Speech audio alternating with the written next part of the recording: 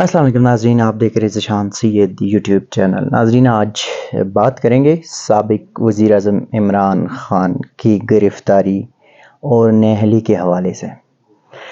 मैंने कुछ दिनों पहले एक ट्वीट भी किया था और मैंने अपने कई प्रोग्राम में बार-बार ये कहा है कि आने वाले वक्त में इमरान ख़ान गिरफ़्तार होंगे और वो नाअहल होंगे, वो आने वाले इंतख़ाबात से आउट होंगे।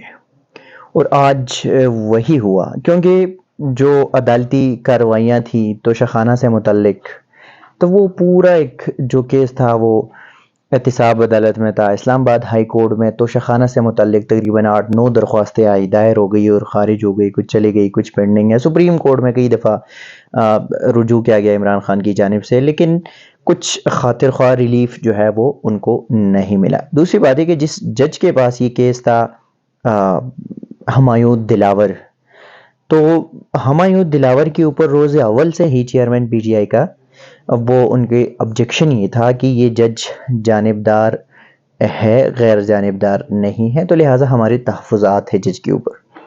और हुआ भी वही, जो पीटीआई या उनके जो हुक्मरान हैं चेयरमैन पीटीआई, वो जो चीज़ें कहते रहे वही चीज़ें जो है वो आज हो भी गई। उन्होंने पहले कहा था इस केस मुझे नाअहल करेंगे, मुझे गिरफ़्तार करेंगे। तो एक तो ये है कि ये तोशाखाना केस, तोशाखाना तहाफ़ फ़ौजदारी केस, जिस केस को सेशन कोर्ट ने जिसका आज फैसला दिया, जिस केस के तहत उनकी गिरफ्तारी अमल में लाई गई, जिस केस के तहत उनको जो है वो नाअहल करार दिया गया 5 साल के लिए, तो उसके कुछ चीदा पॉइंट्स जो है वो मैं बताना चाहूँगा।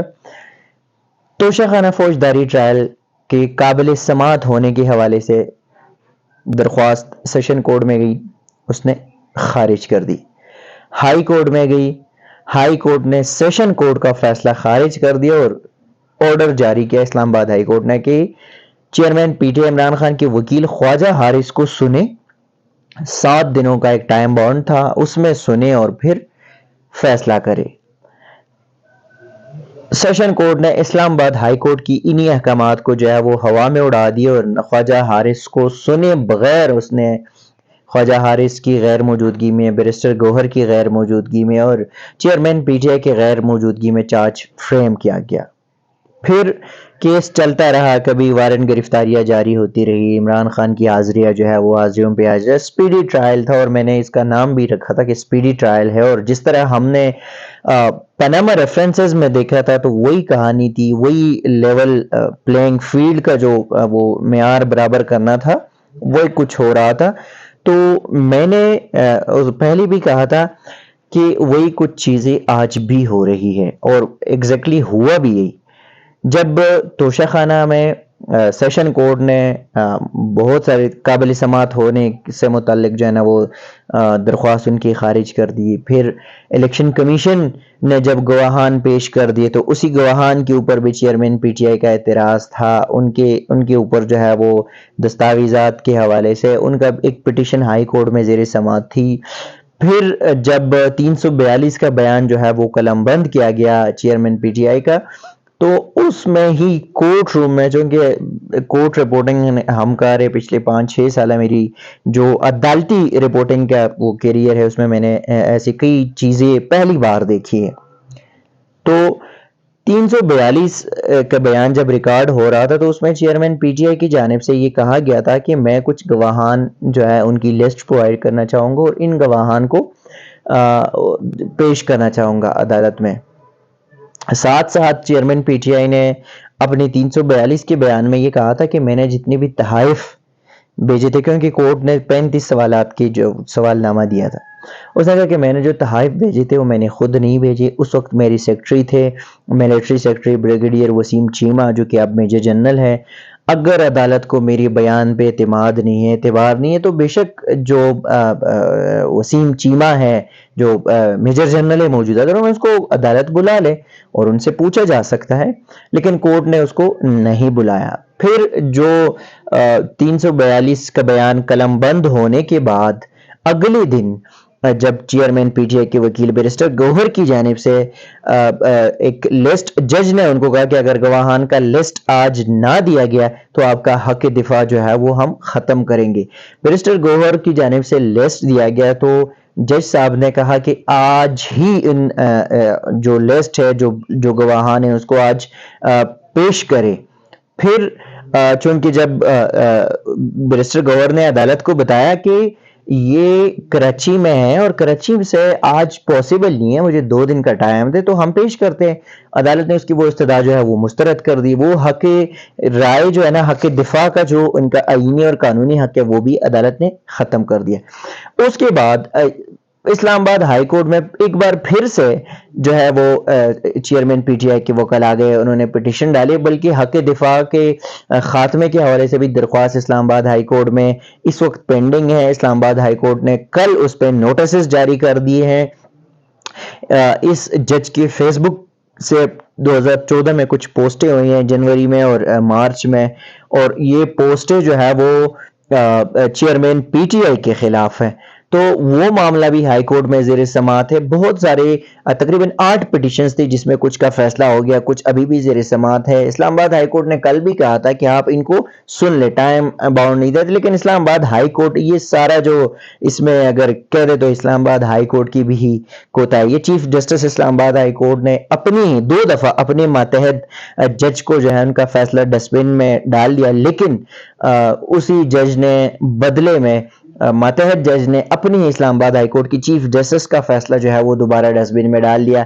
न चीफ जस्टिस ने अपनी मातहत जज के खिलाफ कोई कार्रवाई की और ना ही मातहत जज ने चीफ जस्टिस की कार्रवाई को या उसके किसी हुक्मनामे को जो है वो मान लिया।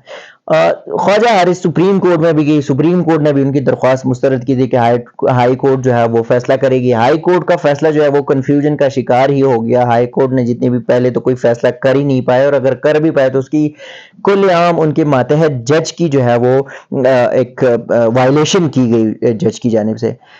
आज चूंकि तोशा खाना और अलकादर ट्रस्ट में चेयरमैन पीटीआई की एहतसाब अदालत में इस्लामाबाद में भी पेशी थी, और तोशा खाना की जो फौजदारी मुकदमा है ट्रायल कोर्ट में भी इसने हतमी दलाइल तलब कर लिए थे सेशन जज ने।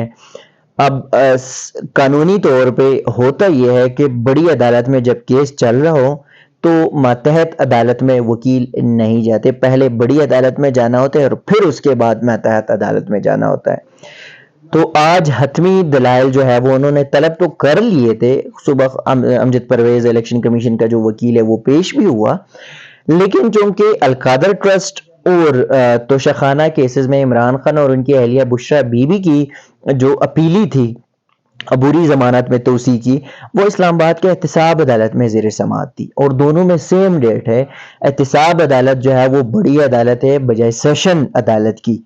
तो पहले इमरान खान के वकला जो है वो वहाँ गए, और यहाँ पे जज साहब ने पहले 2 दफ़ा वक्फा दिया, उसमें मतलब नो डाउट वक्फा दिया उन्होंने कि वकील आए और कुछ अपना आर्गूमेंट्स करे, लेकिन चूंकि वकला उधर थे तो जज साहब ने पहले फैसला महफूज कर लिया और 12 बजे और 12:15 बजे फैसला उड़ा दिया, फैसला सुना दिया, और फैसले में ही उन्होंने ये कहा कि इमरान खान जो है वो इसकी बेईमानी साबित हुई है, करप्ट प्रैक्टिसेस जो है वो उसमें मुलव्वस है, इलेक्शन कमीशन में जो बयानी हल्फी जमा कराई गई थी वो झूठी थी।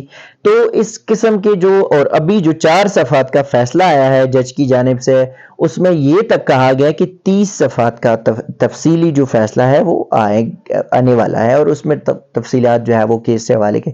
लेकिन चेयरमैन पीटीआई के सेशन अदालत ने हुक्म दिया, जुरिस्डिक्शन जो है वो इस्लामाबाद की ही पुलिस की जुरिस्डिक्शन है, लेकिन लाहौर की पुलिस, पंजाब की पुलिस जो है वो जमान पार्क पहुंच जाती है और चेयरमैन पीटीआई को गिरफ्तार करती है, वो अपनी हिरासत में ले लेती है। इस्लामाबाद के सेशन कोर्ट ने फैसला दिया, 1000 सकम मौजूद है इस केस में, इस फैसले में, और किसी कोई भी जो कानूनी माहिर होगा वो अगर न्यूट्रल बंदा होगा तो आपको दिखा सकेगी कि इस केस में कितनी नकाइस है, सुकम है, खामियां है। फेयर ट्रायल का हिस्सा जो है वो बहुत सारे दोस्त कहते हैं कि फेयर ट्रायल का मौका मिला है, बहैसियत एज अ कोर्ट रिपोर्टर मैं कहूँगा कि ये फेयर ट्रायल नहीं है। चार्ज फ्रेम हुआ था, उसमें भी जो है वो खान चेयरमैन पीटीआई और उनकी वकला जो है वो नहीं थे, आज फैसला सुनाया गया, उसमें भी नहीं थे। गवाहान की लिस्ट कैंसिल कराई गई, उसमें भी उनके जो है वो वहाँ सिवाय बैरिस्टर गौहर के और कोई नहीं था। तो ऐसे केसेस जो है वो मिलिट्री कोर्ट्स में होते, सिविल कोर्ट्स में ऐसे केसेस नहीं होते कि आप हक दिफा ख़त्म करें, आप फर्द जुर्म जो है वो चार्ज फ्रेम करें, लेकिन अक्यूज्ड की गैर मौजूदगी में। तो इस फैसले को अगर जो चूंकि हमने पूरा केस देखा, हमने कवर किया, तो इसके मुताबिक इसमें हजार सकम जो है वो बज़ाहिर नजर आ रही है। लेकिन चेयरमैन पीटीआई की एक बात वाज़ेह थे, उन्होंने रोज अव्वल से कहा कि मुझे इस केस में गिरफ्तार करेंगे, और आज हो भी गया। अब उनके पास ऑप्शन ये है कि वो सुप्रीम इस्लामाबाद हाई कोर्ट से रुजू करेंगे, लेकिन इस्लामाबाद हाई कोर्ट से आज तक उनको कोई रिलीफ नहीं मिला, तो इस केस में भी कोई रिलीफ नहीं मिलेगा। क्योंकि 9 मई का जो वाकया था, 9 मई में जब इमरान खान को इस्लामाबाद हाई कोर्ट से गिरफ्तार किया गया, इस्लामाबाद हाई कोर्ट के दरवाजे और शीशे तोड़ दिए गए, उसमें भी इस्लामाबाद हाई कोर्ट ने उस गिरफ्तारी को कानूनी करार दिया था। तो आज का फैसला तो बिल्कुल कानूनी करार देंगे।